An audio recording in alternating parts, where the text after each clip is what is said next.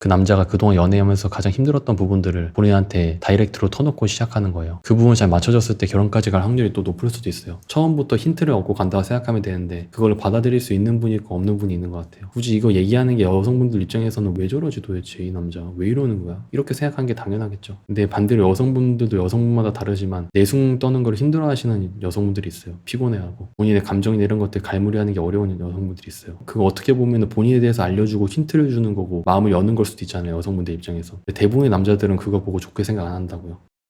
주변에 오빠가 한 명이 있는데요. 그 오빠가 저한테 호감은 있는데 적극적으로 연락을 한다던가 하지는 않으면서 계속 떠보는, 예를 들어서 콘서트 같이 갈 사람이 없다, 적극적인 여자가 좋다, 자기는 애견남 업다운도 심하고 이런 식으로 이야기하는 심리는 대체 뭔가요? 저는 2년 연애했고요. 근데 한국인 남자친구는 안 만나봤고요. 28살이고요. 상대방은 36입니다. 저는 2번 연애해봤어요. 미국인만 만나봤어요. 이 36살 남자의 장점이 뭐예요? 잘생겼고 배려심이 있고 그냥 궁금한 사람? 미국인 남성분들 만났을 때 장점이 어떤 게 있었어요? 좋았던 거. 적극적이고 이성적이고 남성미가 다 많이 있었어서 제가 감정적이라 오히려 안정감을 많이 느꼈던 것 같아요. 문화가 달라서 확실히 결혼 단계로 가기는 무리가 있었어요. 한국에 와서 2년 동안 아예 썸도 없었고 오빠가 저한테 호감을 보여준 사람 중에 호감이 가는 분이고 알아가고자 했었는데 저런 식으로 얘기를 해서요. 실망을 많이 하기도 했고 제가 어떤 액션을 취해야 하는 게 맞는 건지 모르겠어서 상담 드립니다. 감사합니다. 자, 봐봐요. 이 36살 남자가 왜 이렇게 얘기를 했을까? 이 남자는 이제 세라님을 만날 때는 편하고 싶은 거야. 미국인 남성분들은 장점이 적극적이고 이성적이고 남성미가 많았었어요. 근데 이 남성분은 반대예요. 성향이 이렇지가 않은 거야. 주로 감정적으로 여자한테 의지하는 성향의 남성분이었을 것 같아요. 그리고 연락을 그렇게 좋아하지 않을 수도 있어요. 이 남자가. 정확히는 어떤 연락이냐면은 본인이 감정적으로 쏟아내는 연락은 좋아할 텐데 상대방의 감정을 들어주는 연락은 별로 안 좋아할 거예요. 이 남자가. 세아님의 장점은 부드럽고 세심하고 여성스러운 거. 근데 어떤 부분을 갈무리하지 않는다면은 남자 입장에서는 이제 피곤함을 느낄 수도 있어요. 이 남자가 뭔가 지금 나 좀 괜찮다 이렇게 생각하고 있어요.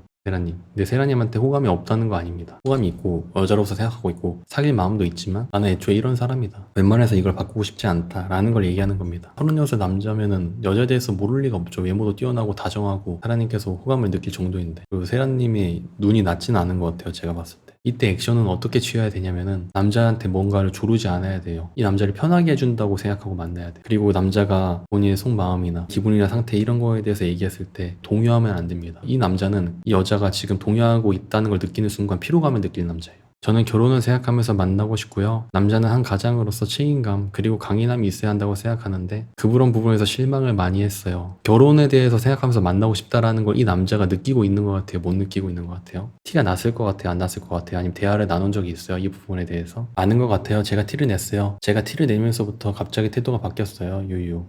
그러니까 이제 남자가 이렇게 생각합니다. 같은 여자를 보더라도 예를 들어서 내가 가볍게 만날 거다 싶으면은 바짝 엎드립니다. 근데 내가 이제 어느 정도 장기적으로 만나겠다 싶으면은 동등하게 만나야겠다 이렇게 생각하고요. 결혼까지 생각해서 만나야겠다 싶으면은 위에서 보려고 합니다. 남자가. 같은 여자를 만나더라도요. 이 남성분은 거기에 해당되는 남성분인 거죠. 가볍게 만날 때는 책임져야 될 게 없어요. 남자가 좋은 거예요. 그리고 장기적으로 만날 때는 또 달라요. 왜냐면은 그만큼 얼마든지 다른 여자를 만날 수 있는 남자라고 한다면은 남자는 기본적으로 여러 여자를 만나고 싶은 게 남자의 본성입니다. 그걸 얼마나 통제할 수 있냐, 그리고 성향적으로 얼마나 한 여자를 만나는 것에 유리하냐, 이 차이가 있을 뿐이에요. 그런 부분을 내려놓고 내가 만날 수 있음에도 너 한 명만 만나겠다 싶으면은 태도가 바뀌는 거죠. 근데 이 남자 이렇게 얘기한 게 이 남자가 긍정적으로 생각하고 있어서 얘기한 걸 수도 있어. 아니다 싶으면 진짜 얘기도 아예 안 해버릴 수도 있어요. 나쁜 신호가 아니에요 이게. 내 한국 사람 중에 그런 사람이 드문다면은 휴 결혼.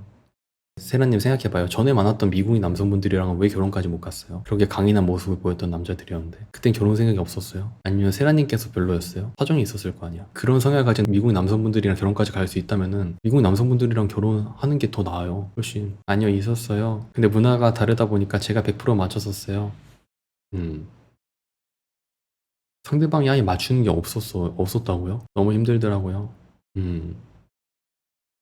결과적으로 우리나라 와가지고 2년 또 가까이 연애를 안 했었잖아요. 어떻게 됐든. 근데 미국에서는 잘했었어요. 어떻게 보면 이미 그 상황이 많이 맞춰져 있는 것도 클 거예요. 차라리 미국인 남성분을 만나가지고 결혼까지 가시는 것도 방법이에요. 그게 더 유리할 수도 있어요. 잘 됐던 방법대로 가시면 돼요. 잘 됐던 방법대로. 그 방향성을 바꾸지 말고. 그게 나아요. 세라님 성격에. 그런데 그럴 수 없다면, 그게 너무 힘들다면 바뀌어야 돼요. 어떻게 바뀌어야 할까요? 남자마다 요구하는 게 다른데 이 남자 대상으로만 생각한다면 이 남자가 원하는 게 뭐예요? 감정적으로 내가 높낮이가 이렇게 다른 거를 이해해 줄 수 있어야 된다. 그리고 나는 편하고 싶어하는 남자다. 그리고 나는 먼저 막 적극적으로 감정을 풀어주거나 그런 스타일이 아니다. 다른 분을 알아가는 게 맞다. 이런 분하고도 미래를 그릴 수는 없을 것 같다 하다가도 근데 또 궁금하고 이래서 좀 더 고민해 볼게요. 감사합니다. 결혼 전제로 이렇게 만남을 가지려고 하면은 그 남자의 본심을, 그 남자의 마음을 완전히 녹이기 전에 더 빨리 듣는다고 생각하시면 돼요. 그 남자가 그동안 연애하면서 가장 힘들었던 부분들을 본인한테 다이렉트로 터놓고 시작하는 거예요. 그 부분을 잘 맞춰줬을 때 결혼까지 갈 확률이 또 높을 수도 있어요. 처음부터 힌트를 얻고 간다고 생각하면 되는데 그걸 받아들일 수 있는 분이 있고 없는 분이 있는 것 같아요. 굳이 이거 얘기하는 게 여성분들 입장에서는 왜 저러지 도대체 이 남자 왜 이러는 거야? 이렇게 생각하는 게 당연하겠죠. 근데 반대로 여성분들도 여성분마다 다르지만 내숭 떠는 걸 힘들어하시는 여성분들이 있어요.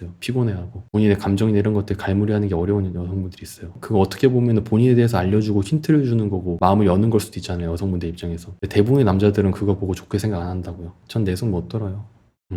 맞아요. 그렇게 생각은 못 했는데 좀 더 고민해 볼게요. 이 남자가 어떻게 태도를 취하고 있고 그렇게 할지언정 어쨌든 결혼 얘기를 꺼냈고 거기에 대해서 태도 취했는데도 계속 만날 생각이 있다라는 의사표시 했으면은 그게 나쁜 신호만은 아닐 수 있어요. 잘 생각 한번 해보세요. 왜 내가 한국 와가지고 2년 동안 연애가 없었을까? 다들 굿밤 하세요. 들어주셔서 감사했습니다. 종종 놀러 올게요. 그렇게 얘기해 주니 감사합니다.